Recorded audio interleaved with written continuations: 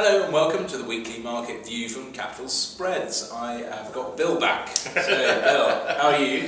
Freezing cold, but other than that. Yeah, it doesn't seem to get any warmer. Of course, ice seems to be freezing over the Eurozone as well. Tell us about Cyprus and your view on the Euro, because the banks are open but they ain't letting any money out. Well, I think it's one of these things where, for some of our younger viewers, we had the same situation in Cyprus in 1974, where the same thing happened about freezing deposits and withdrawals, etc. And then, of course, even on a larger scale, Italy in 1985.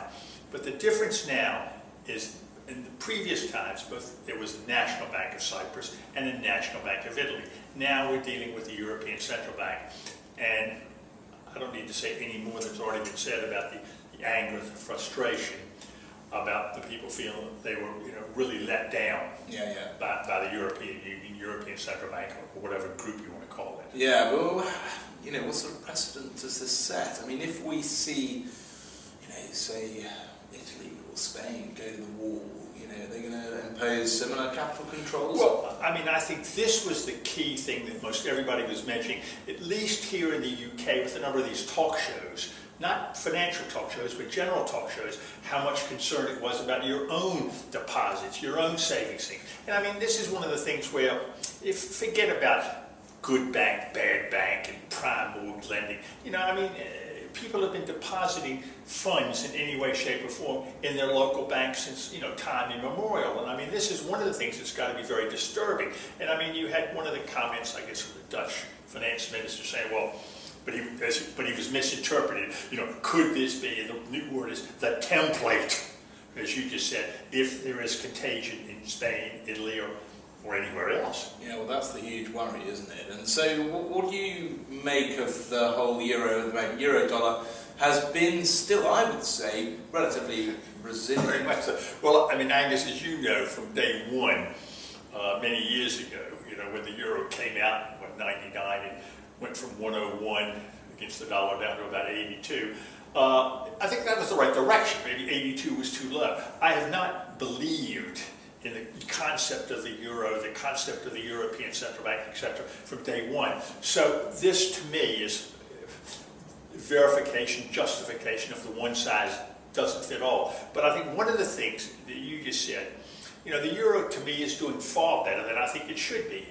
I went into this year in the 125, possibly 118 by year end. Now it looked like, last week we were going to get there very quickly. But one of the things, and this looking ahead to next week's European Central Bank, on the 1st of February, the euro is 137 and change. Right now it's 128 and change. So that 9 big figure drop, if you're looking at an option adjusted spread for the December contract, it's already implied the refinancing rate a drop of 40 basis points. So if nothing else, it at least alleviates any pressure on the European Central Bank next week to do anything in reference to interest rates. So the market is saying that they expect the ECB to drop rates at some point this year. Yes, and I'm still in that scenario.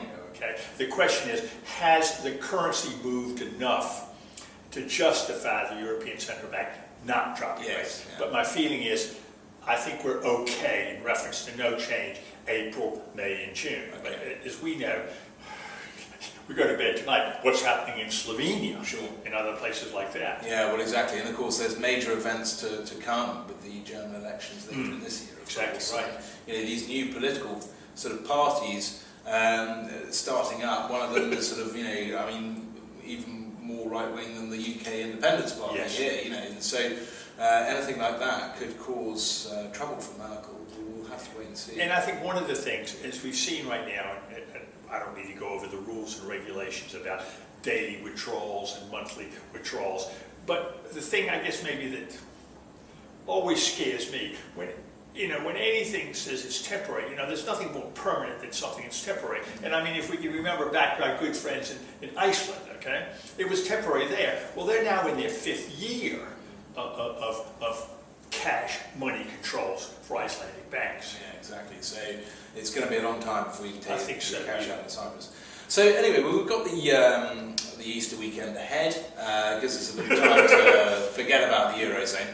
But going into next week, some major data. You've got the central banks, but also non-farm payroll. What are your calls there? Well, again, I expect no change from the Bank of England. Okay, for the simple fact is, remember, May is the inflation number. But one of the things is, I am still a member of the school that expects a minimum of 25, probably another 50 billion in quantitative easing.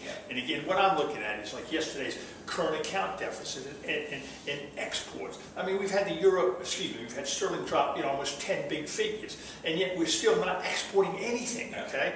And so therefore, that is interfering with our foreign direct investment. So I still feel that, we may have to wait until Mark Chili-Concardi comes in on the 1st of July. So I may have to push it back to maybe the third quarter, but I am expecting another 25 to 50 billion. Now, next week's non-farm payroll, I'm looking at the same number I looked at last month. I'm looking at, 175,000, no change in the rate. Now, the reason why I'm not looking at any improvement is the sequester, okay?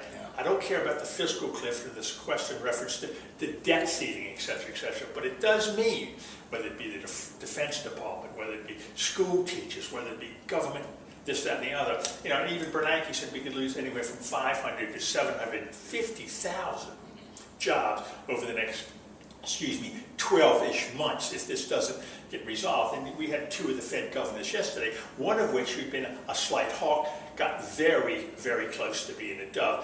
And I'm not even going to attempt to, it's one of these long names to what he said. But he was basically saying that his scenario for the next 18 months or so is the unemployment rate not going below 7%, okay?